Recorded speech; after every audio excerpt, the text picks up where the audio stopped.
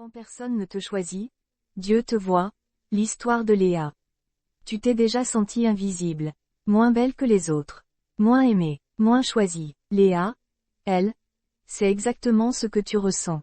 Léa était la fille, moins jolie, la sœur moins admirée.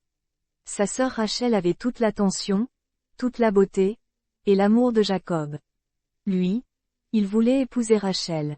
Pas Léa, mais par Rue, c'est Léa qui l'a épousée en premier. Et pourtant, même après le mariage, Jacob ne l'aimait pas.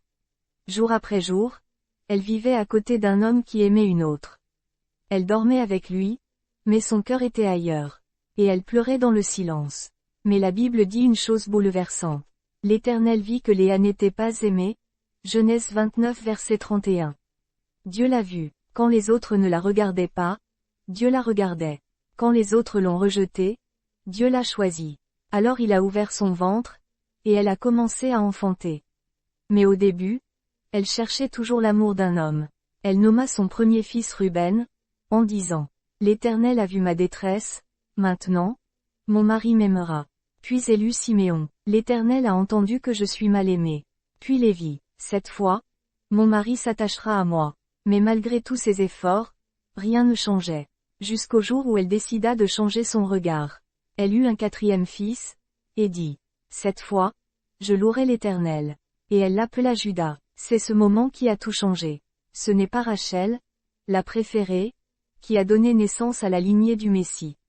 C'est Léa. C'est par Juda, le fils de Léa, que sont venus David, et Jésus-Christ. Tu vois, Dieu n'a pas besoin que tu sois la plus applaudie pour t'élever. Il n'a pas besoin que tu sois la préférée pour te choisir. Il a vu Léa, il te voit aussi, et il veut que toi aussi, tu dises, cette fois, je louerai l'Éternel. Même dans les larmes, même dans la solitude, même dans le rejet, Dieu écrit une histoire glorieuse avec ta vie. Tu n'as pas été oublié. Tu es aimé, vu, choisi, par Dieu.